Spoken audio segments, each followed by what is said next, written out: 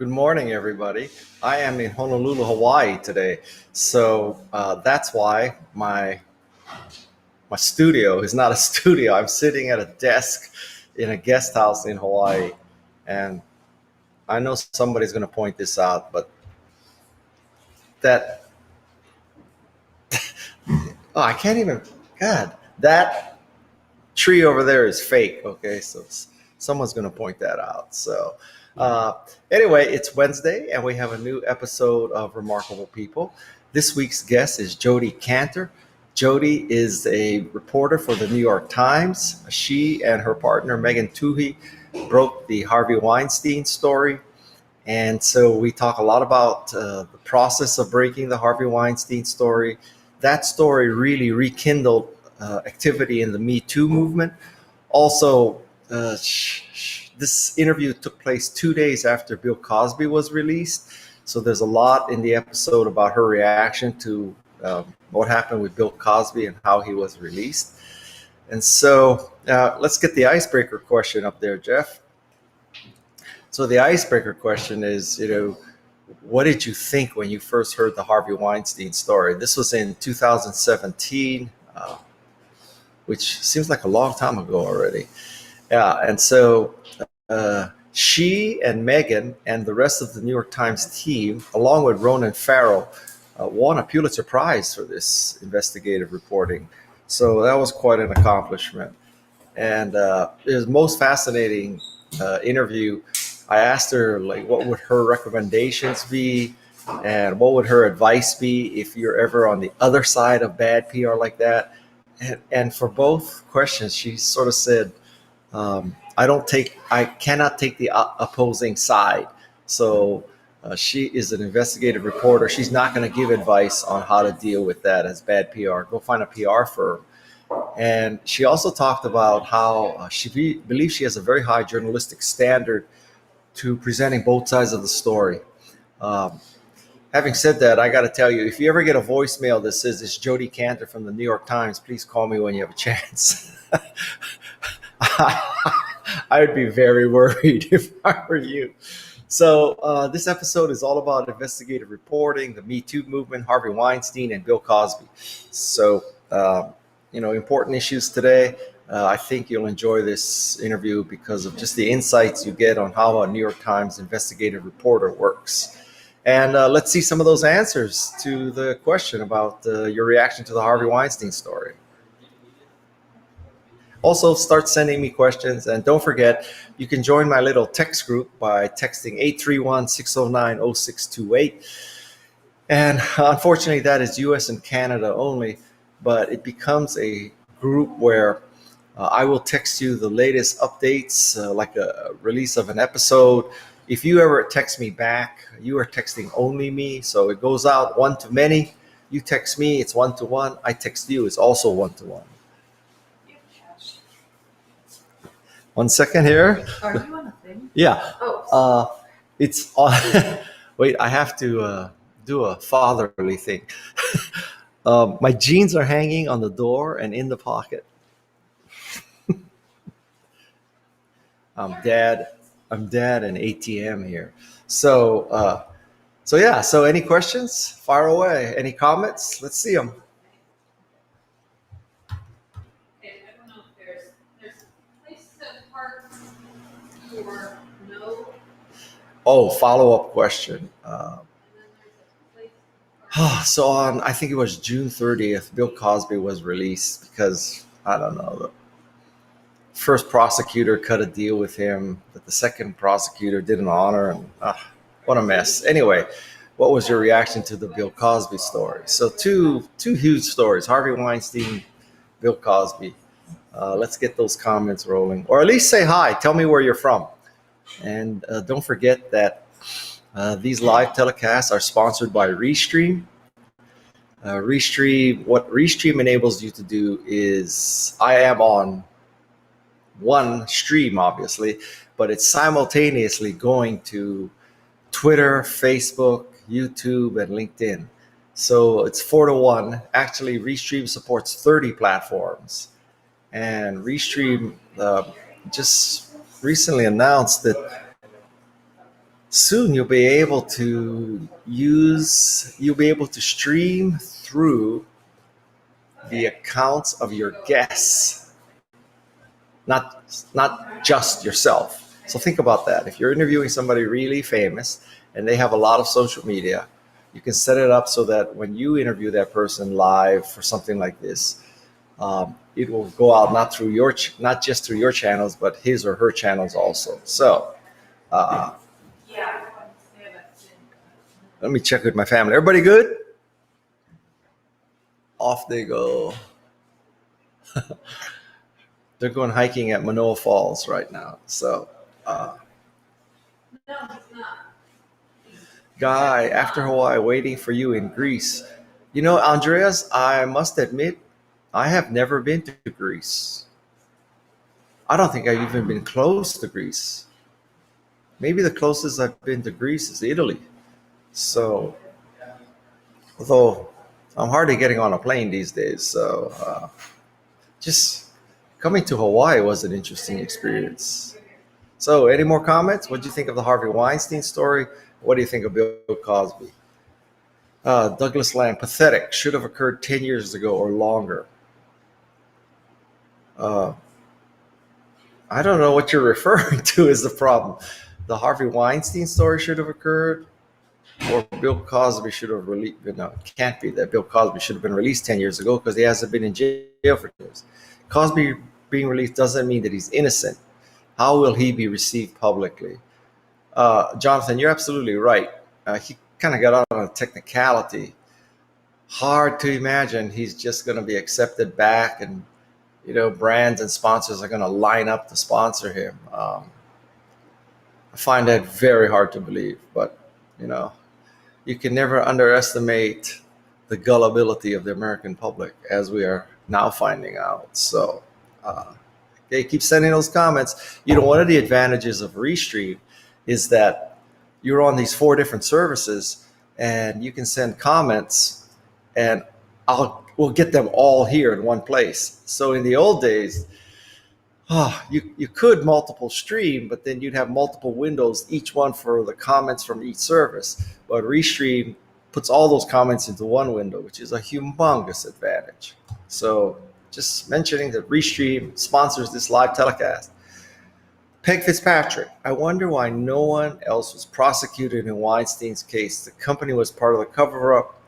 I'm not done with She Said yet, but it's great. She Said, by the way, is the name of the book that my guest Jody Cantor wrote with Megan Tuhey, and so she actually addresses that, because there are many people who, let's just say, helped the process of Harvey do what he was doing, and it was a tricky issue for her, whether she should take these 25-year-old interns who were part of the issue and throw the New York Times platform at them, and they kind of decided not to do that. It's complicated. You'd have to listen to the episode to get that whole story. But yeah, they both should have been legally charged earlier. Yeah, it's kind of amazing that shit still goes on. I don't know. Yeah.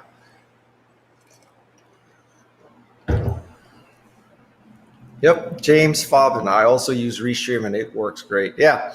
So if you're a podcaster or an influencer or just basically active in social media and you want to do live telecasts and you want to go to multiple places, wow, man, Restream is definitely the way to go. And today, by the way, I'm trying a new product. I'll show you the logo here. So it's a product, and I don't have to disclose this because I didn't get it for free. I paid for it. So it's a product called PlexiCam. And so if you thought about it for a second, it's the conjunction of 2 words, plexiglass and camera. So that should lead you to believe what it is. So it has pieces like this. And then there's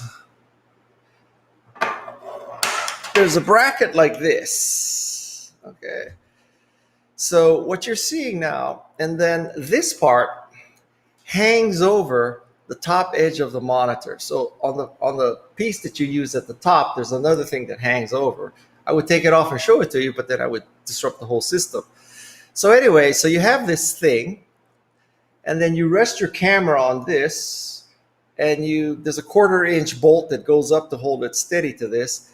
And so now I have a way that I can lower the camera to eye level. So right now, the camera I'm looking directly into the lens. And so this is a way of lowering a camera. And you can use both the kind of webcam cameras. In this case, I'm using a Sony, I think it's ZV-1.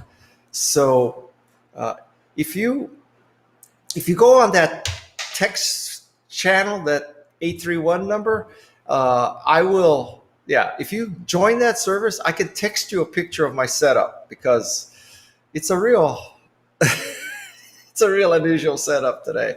But anyway, the beauty of this plexicam thing is that I can lower the camera to be eye level.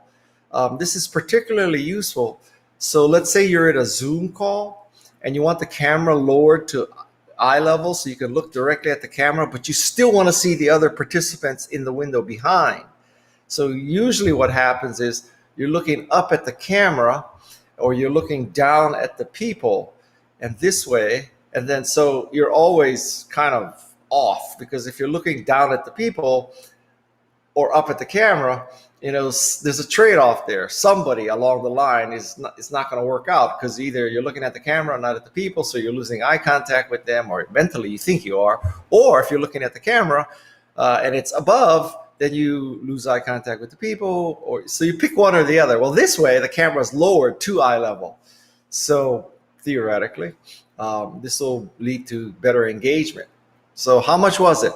Well, Jason, I bought the Plexicam Max, which was, I think, $150. And the reason why I bought the Max is because when I get home and actually set this up completely, I am going to use the Sony A6100. And the A6100 is much bigger and heavier than a webcam, or in this case, a Sony ZV-1.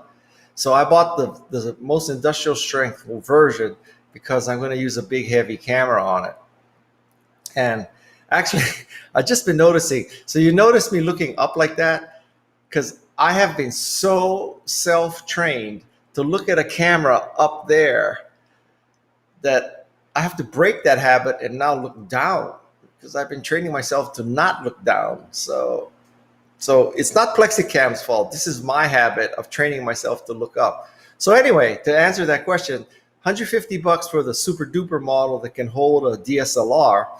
Most people using a webcam could buy a $55 model. So yeah, so it's either 55 or 155.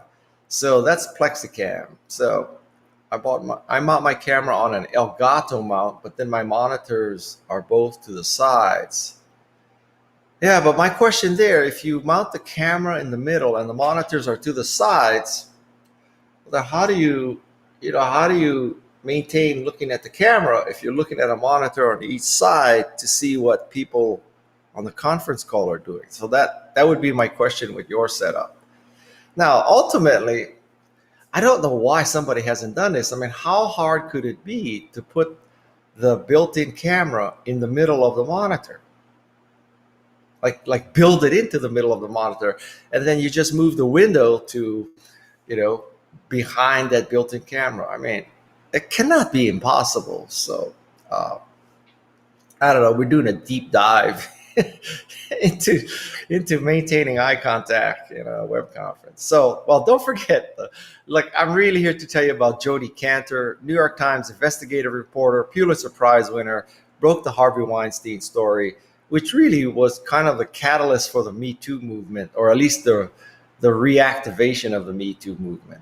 So, and then the next ice-breaking question, which is very interesting. So, have you seen any good and big changes since Me Too broke? So have you seen improvements in how society treats women and how um, you know, how women have these equal rights and stuff, because I don't know, that's just appalling to me what happened.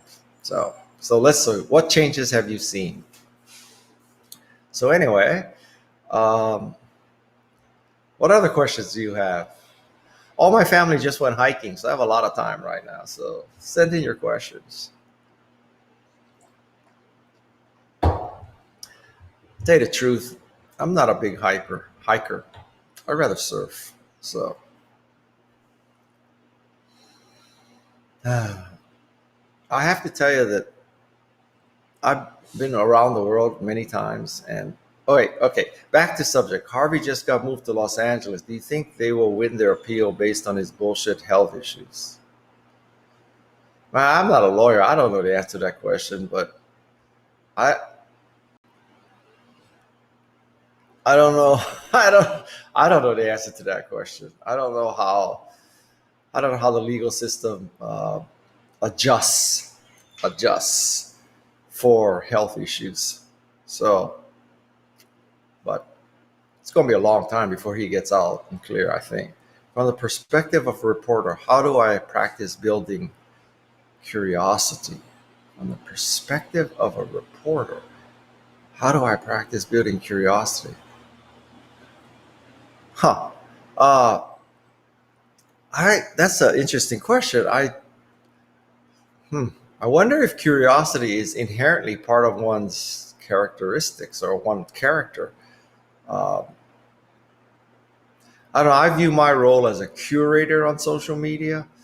And so I am constantly using an app called Smart News, an app called Google News, and Google itself, because I constantly have to find news stories to post.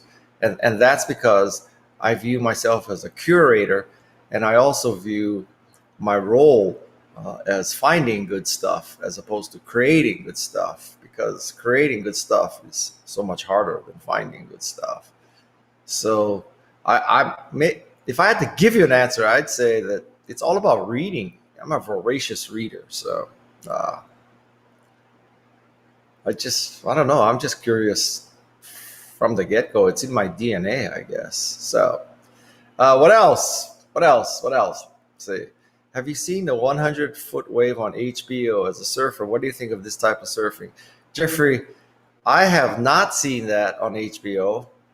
I can imagine. I've seen videos of big waves. I just listen. For me, a big wave is 5 feet. Okay, so um, we're talking about 95-foot difference. So uh, I know Jeff Clark. Jeff Clark is the guy who discovered Mavericks. I know Garrett McNamara because Garrett and I were both Mercedes-Benz brand ambassadors. Uh, I mean, that is so far from the kind of surfing that I do.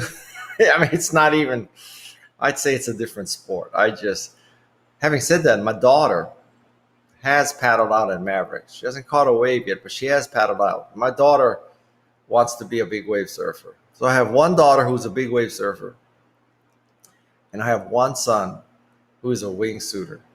We have a lot of high risk stuff in our family. So, uh, yeah. Okay, what else? Any more questions or comments? Because I'll go surfing if we're done here. Let's see. Oh, by the way, what's your opinion of schmoozer? Douglas, I don't know. What is schmoozer? Uh, I guess I could search right now, but then it would screw up all my windows here. So send another comment explaining what schmoozer is, and I'll give you an opinion. But I don't know what it is offhand. By the way, I hope that you take advantage and appreciate the transcriptions that we're now doing, because I interviewed a couple weeks ago, you heard it, Haben Gurma, who is a deaf-blind graduate of Harvard Law School.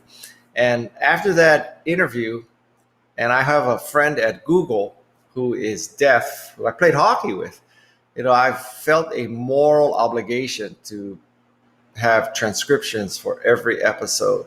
So in the last couple months, we've been transcribing every episode, and I'm going back through the archives. My intent is to have all 90 episodes transcribed, and I don't mean just machine generated transcription. I mean, like high quality, getting all the nouns right and all that kind of transcription.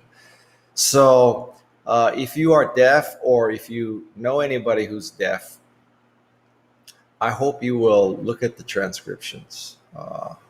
There's a lot of effort. There's probably 6 hours of work in each hour of transcription.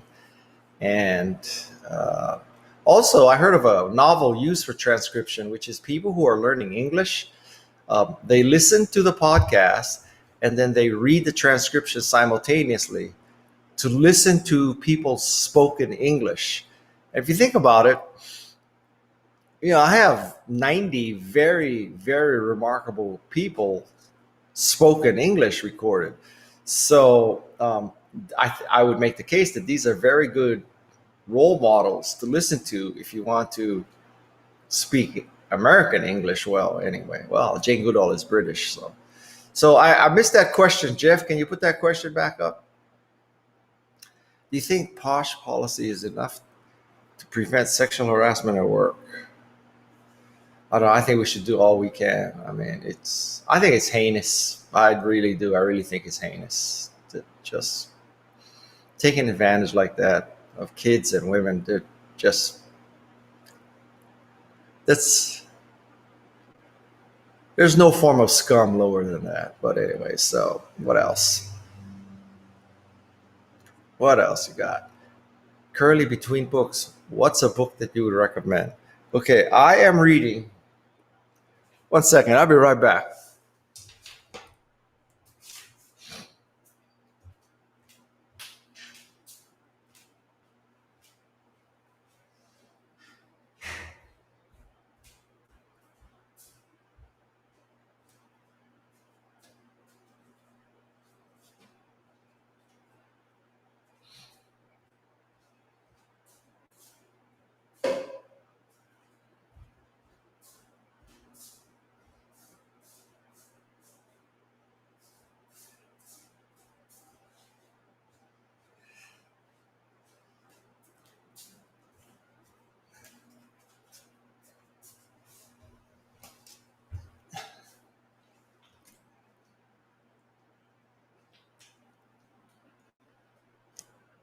This is the book that I'm currently, make sure the shadow there.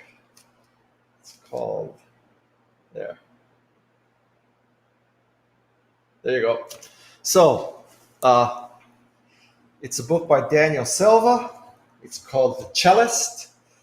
Daniel Silva writes this series of books where the main character is a guy named Gabriel Allon, and he is is he currently in charge of the Mossad? But anyway, it's an Israeli spy novel series, and I love this series. And so that's the book that I'm currently reading, The Cellist. I'll tell you another favorite author of mine is Lee Child, because Lee Child writes this book about Jack Reacher.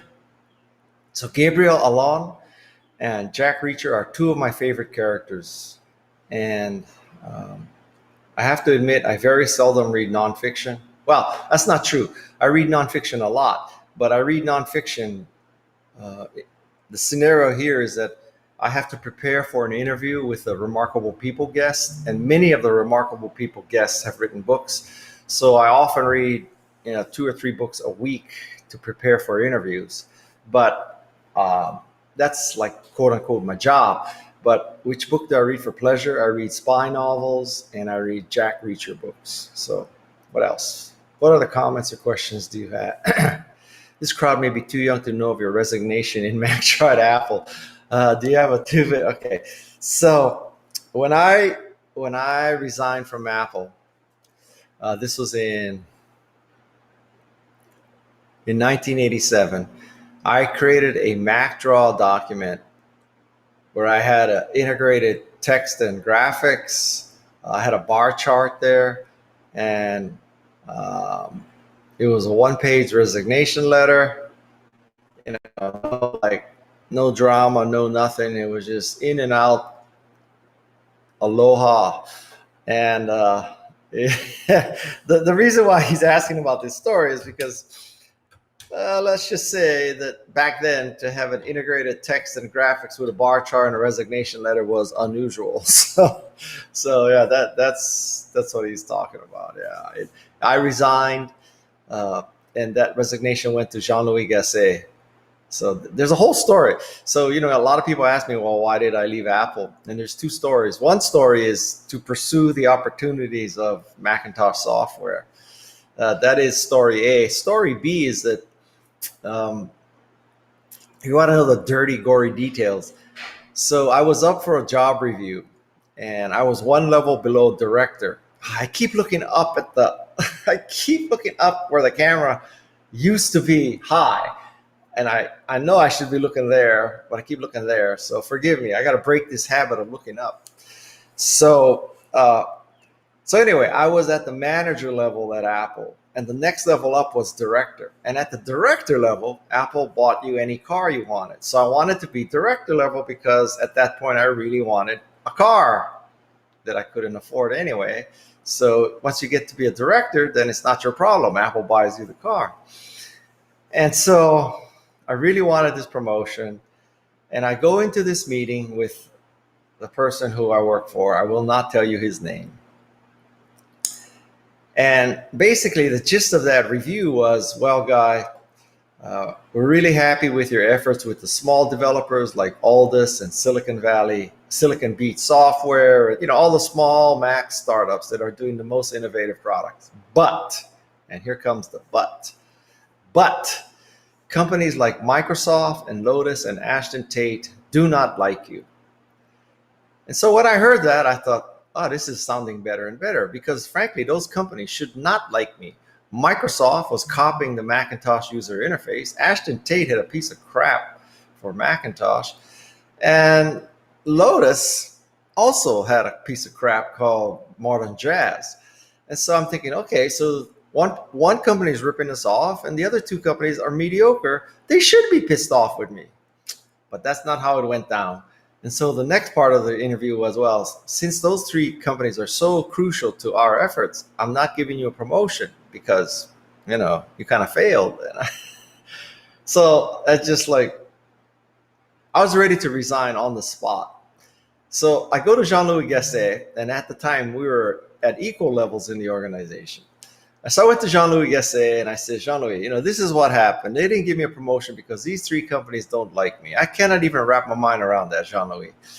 And so I'm going to quit. And Jean-Louis said, no, don't quit yet because it's going to be a reorg. I'm going to be your boss. The next time your review comes up, which is in 6 months, I'll make you a director. And then you can leave Apple as a director as opposed to a manager. And leaving as a director is very good for your resume. This is before LinkedIn, by the way. Anyway, so I said, okay. So I worked for 6 more months. Jean-Louis gave me a promotion to director. But 3 days after that, April 1st, I resigned to start a Mac software company. So that's why on my resume, on my LinkedIn, it says I was a director at Apple. But I was only a director for a very short time because Jean-Louis convinced me to stay. So that's a whole story behind the resignation story. So what other stories do you want to hear? Web. Hey, how long have I seen since Apple? What are your thoughts about the news desert most of us find us in? Web, what news desert are you talking about? I think we have a freaking news overload. Maybe authentic news. That might be a desert. But no, jeez, I'm covered here.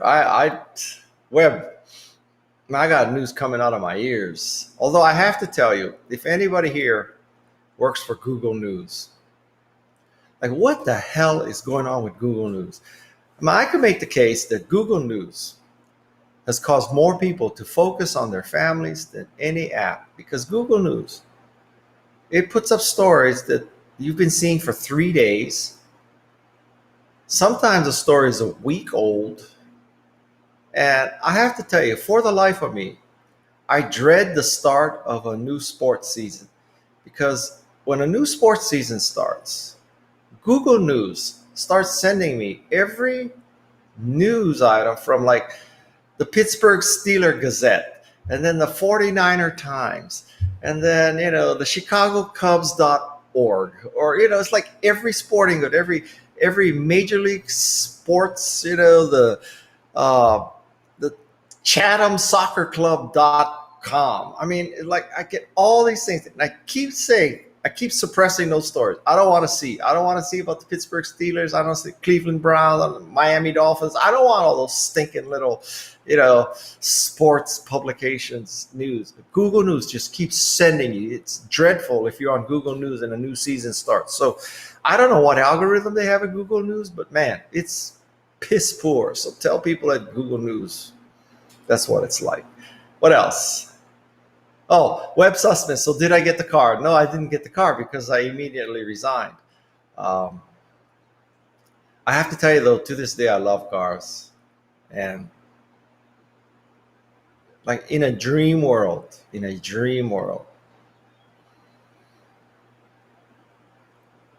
I wish there was an electric 911.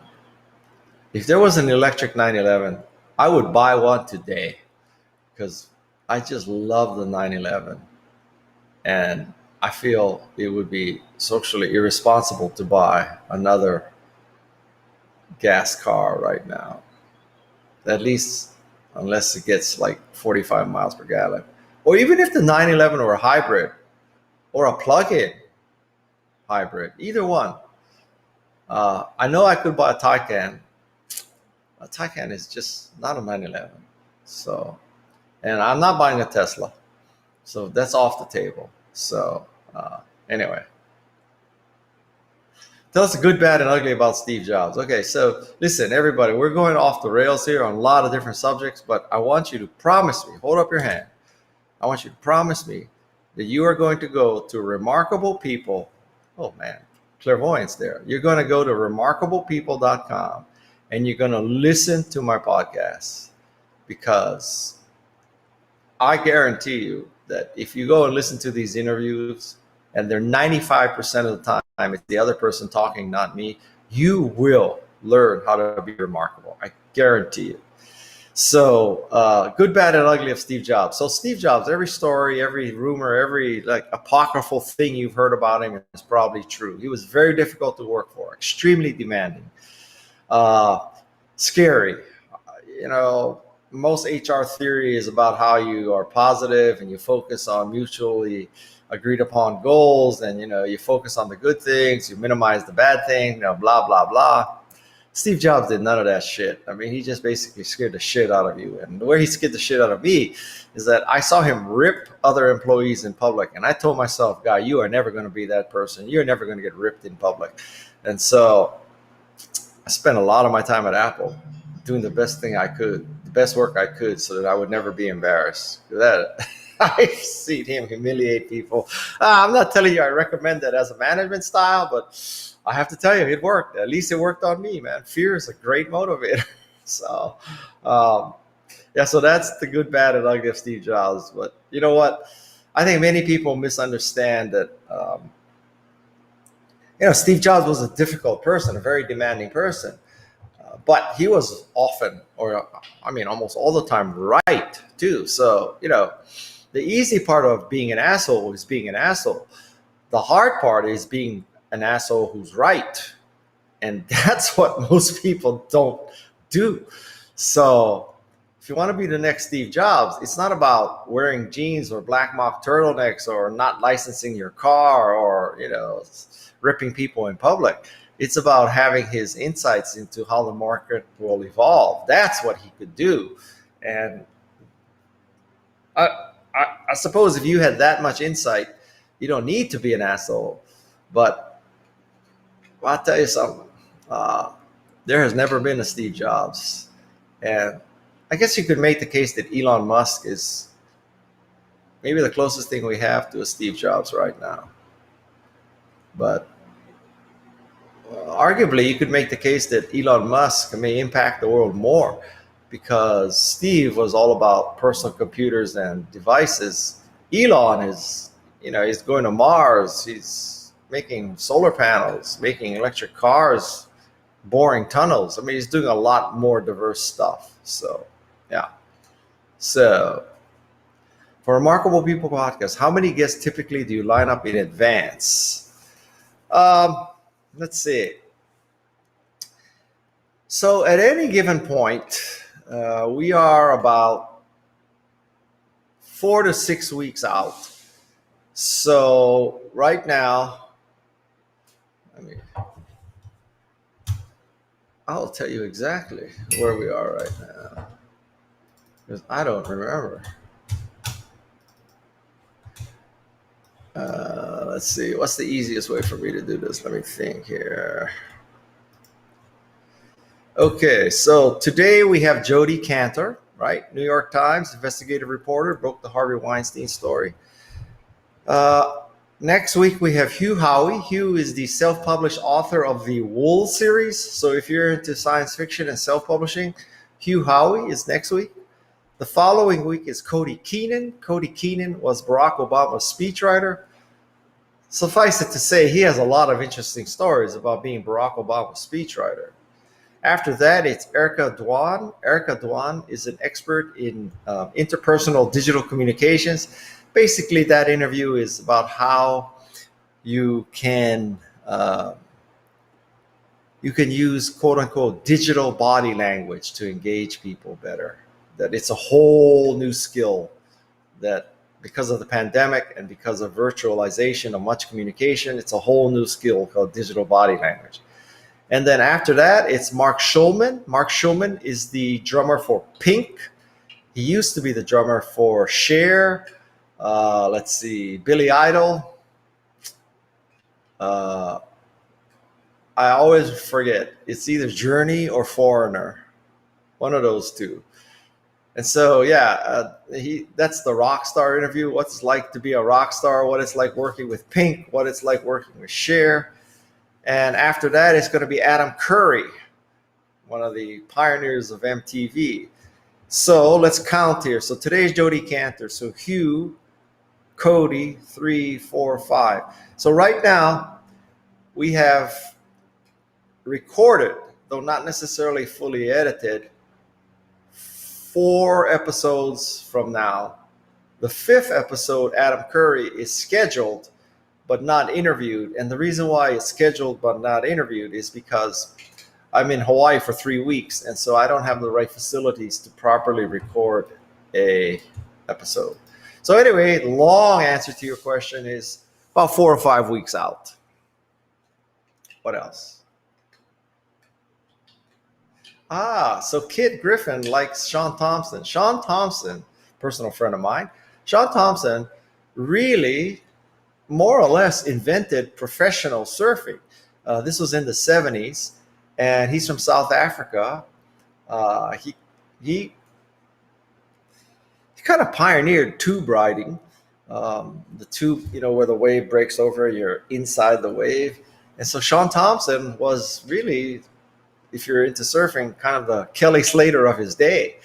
And if you're not a surfer, the reason why you should listen to the Sean Thompson episode, oh God, I keep looking at the wrong place.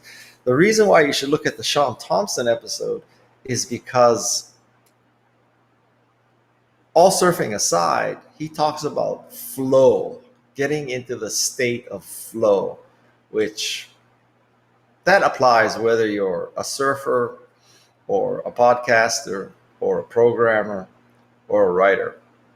So if you want to learn about getting into the state of flow, get the Sean Thompson episode. Okay, any more questions? Oh, we've gone 9 minutes long. You've been a great inspiration to me. What changed my life was your advice about mahalo or gratitude. I literally had the video saved up on my phone and still do, and watched it whenever I was having a hard time with life. More than an influence, you've been a mentor, and thank you for what you said, which I personally saw as something you said just for me. Wow. Well, Thomas, thank you for reaching out. I am flattered that my video had such a positive force in your life. That's very gratifying to hear. Thank you very much for telling me that, and I hope that you continue to have success here. And yeah, so I think I'm going to kind of sign off here. So don't forget, you promised, right? Remarkable people. You're going to go listen to the episode. Jody Cantor. Last week was Dave Weiner. Dave Weiner was the pioneer behind podcasting, blogging, and RSS, unsung hero of computer technology and social media. Dave Weiner. And before that was Haben Girma, who was the deafblind, or is the deafblind graduate of Harvard Law School.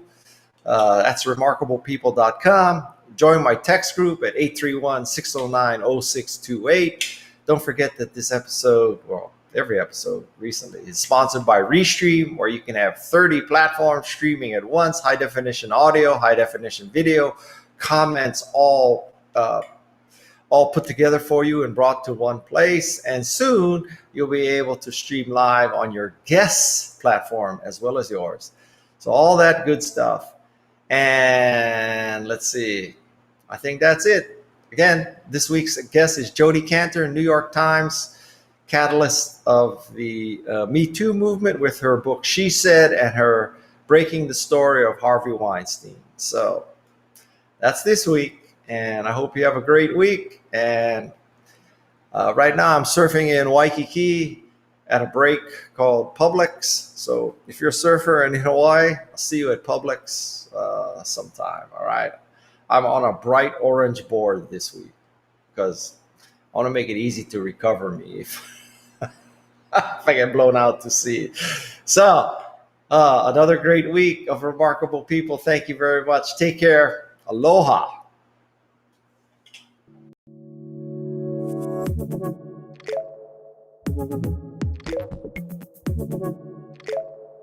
Thank you.